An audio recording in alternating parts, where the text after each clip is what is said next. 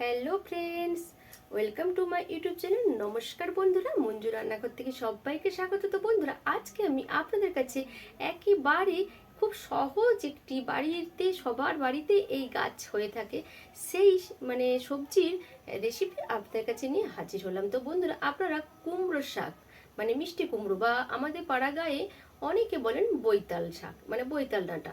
তো সেই কুমড়ো শাকের চচ্চড়ি আজ আপনাদের আমি বানিয়ে দেখাবো। তো আপনারা অনেকে অনেক রকম ভাবে খেয়েছে, তো আজকে আমি একটু অন্য রকম ভাবে দেখাবো।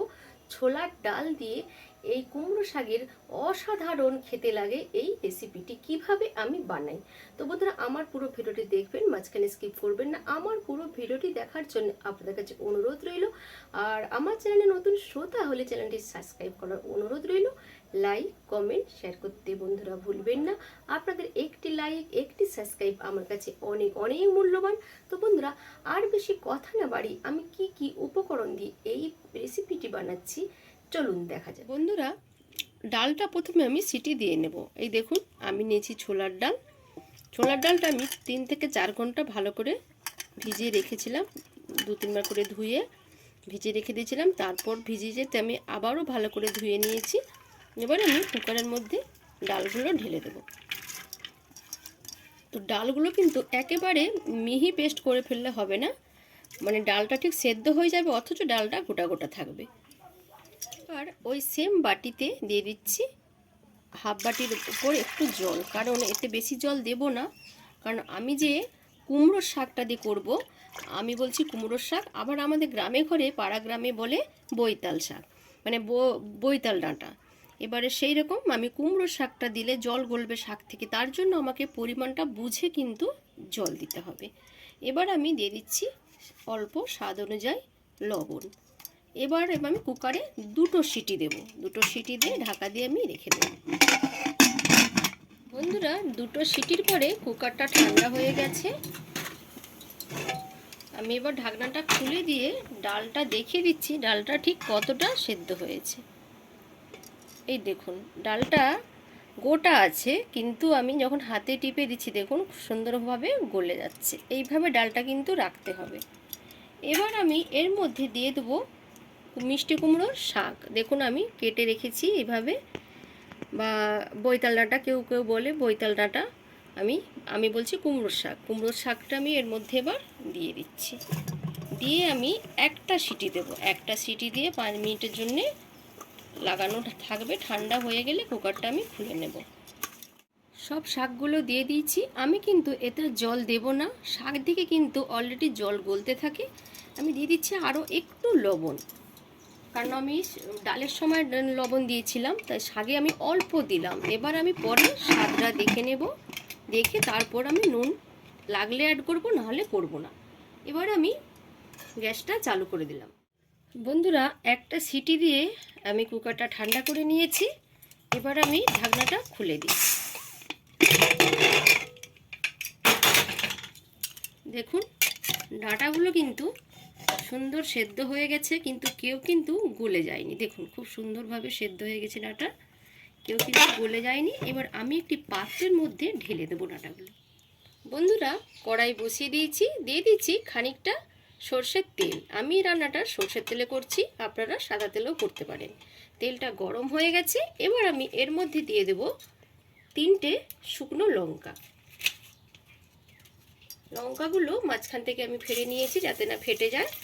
আর দিয়ে দিলাম 2টো তেজপাতা।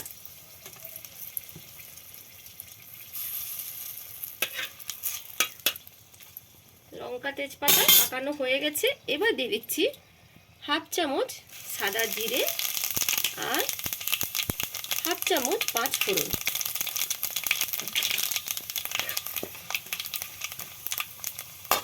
এবার আমি এর সঙ্গে দিয়ে দিচ্ছি 4-5টা চেরা কাঁচা লঙ্কা। লঙ্কাটা দেওয়ার সময় ভিডিওটা বন্ধুরা বন্ধ হয়ে গিয়েছিল।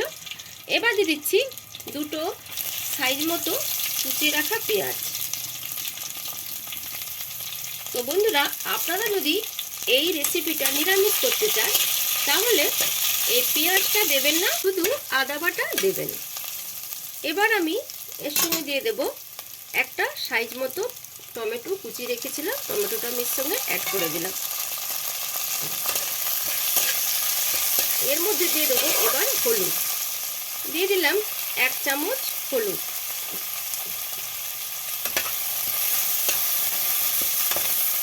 আমি কিন্তু তেলটা খুব একটা বেশি দিচ্ছি না। তো বন্ধুরা, আমি কিন্তু খুব কম তেলে এই রেসিপিটা রান্নাটা দেখাচ্ছি। আপনারা যদি মনে করেন তো আরও তেল বাড়িয়ে দিতে পারেন। তো তেল তো শরীরের পক্ষে তো ভালো নয়, তার জন্য আমি তেলটা একটু পরিমাণে কম দিয়েই করছি। এবার আমি ঢেলে দেব সেদ্ধ করে রাখা কুমড়ো ডাঁটা আর ডাল।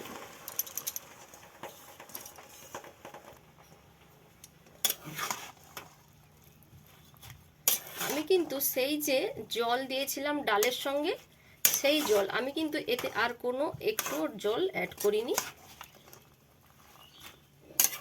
দেখুন শাক দিয়ে কত জল বেরিয়ে গেছে, অথচ ডালগুলো সেদ্ধ হয়ে গেছে কিন্তু ডালগুলো গোটা গোটা আছে। এইরকম কিন্তু গোটা গোটা ডালগুলো রাখতে হবে। গ্যাসের বাতিটা কমিয়ে আমি অল্প একটু সময়ের জন্য ঢাকা দিয়ে দিলাম। বন্ধুরা 5 মিনিট পর ঢাকনাটা আমি খুলে দিলাম। তো দেখুন বন্ধুরা, একটু গাছাড়া গাছাড়া মনে হচ্ছে, একটু জল জল সরেছে মনে হচ্ছে। তো এই টিপসটা আপনারা জেনে রাখুন। তো এই যে গাছাড়া গাছাড়া মনে হচ্ছে, যে কোনো সবজি চচ্চড়ি তরকারিতে আপনারা কিন্তু যখন দেখবেন যে জল মরছে না বা কেমন একটা দেখাচ্ছে, গাছাড়া গাছাড়া জল মানে উপরে সরে যাচ্ছে, তখন আপনারা একটু এই যে ময়দা, আমি 1 চামচ মতো ময়দা এর মধ্যে আমি দিয়ে দিলাম। দেখবেন খুব সুন্দর মাখা মাখা হয়ে যাবে। আপনাদের যদি ময়দাতে কোনো অসুবিধে থাকে তো আপনারা আটাও এতে ব্যবহার করতে পারেন। এবার দেখবেন কত সুন্দর তরকারিটা মাখা মাখা হয়ে যাবে। আর আমি সবশেষে একটু দিয়ে দেবো চিনি। তো বন্ধুরা, চিনিটা কিন্তু অবশ্যই আপনারা দেবেন, যেহেতু ডাঁটা শাকসবজি, একটু চিনি দিলে স্বাদের ব্যালেন্সটা ভালো হয়। আমি 1 চামচ চিনি দিলাম, দিয়ে এবার নাড়াচাড়া করছি ভালো করে। হয়ে গেল আজকের কুমড়োর শাক আর ছোলার ডালের রেসিপি। তো আজকের মতো এখানে ভিডিওটি আমি শেষ করছি। আবার নতুন ভিডিও নিয়ে আপনাদের কাছে হাজির হব। টাটা।